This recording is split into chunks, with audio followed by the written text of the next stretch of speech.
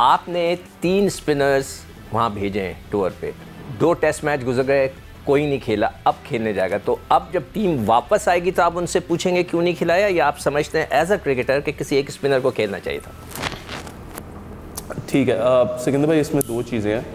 जो 3 स्पिनर भेजे, अनफॉर्चुनेटली जब पहला 4-डे मैच हुआ, इब्रार उसमें खेले।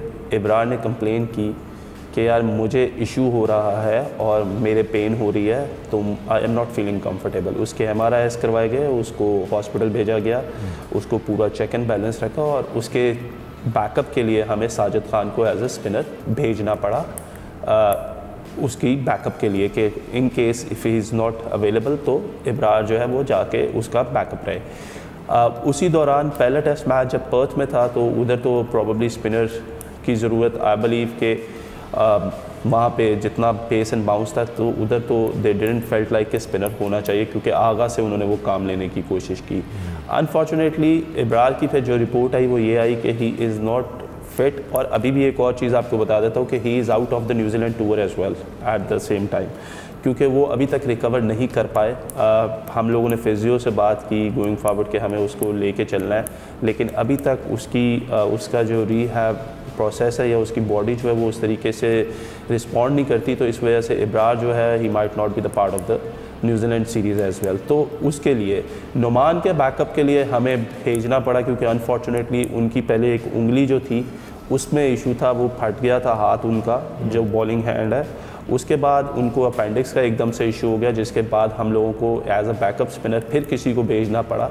बड़ा अनफॉर्चुनेट था कि हम लोगों के आने से पहले जब मैंने ये चीफ सिलेक्शन का ओहदा लिया तो एग्जैक्टली 2 दिन बाद हमें ऑस्ट्रेलिया टूर अनाउंस करना था। तो जो मेरे से पहले सिलेक्शन कमेटी थी उन्होंने 27 लड़कों के नाम जो थे वो फाइनलाइज़ किए थे और पाकिस्तान क्रिकेट बोर्ड को दिए थे कि ये 27 लड़के हैं, तो उनके सारे लॉजिस्टिकली वीज़ाज़ वगैरह अप्रूव हो जाते हैं और वीज़ा लग गए थे।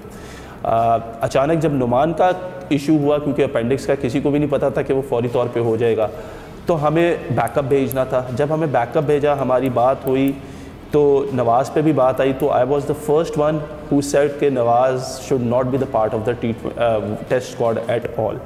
लेकिन जब हम लॉजिस्टिकली हमने देखा, क्योंकि वहाँ पे क्रिसमस की छुट्टियाँ होती हैं, न्यू ईयर्स की छुट्टियाँ होती हैं, तो जितनी भी एम्बेसीज थी वो बंद थी और हमारे पास और किसी का हम लोगों ने नाम दिया हुआ नहीं था उन 27 लड़कों में से। तो सिर्फ Nawaz was the only player available जिसका वीज़ा लगा हुआ था, एंड फॉर द बैकअप हम लोगों को वो डिसीजन लेना पड़ा कि नहीं, अब हमें नवाज़ को भेजना पड़ेगा नुमान के लिए।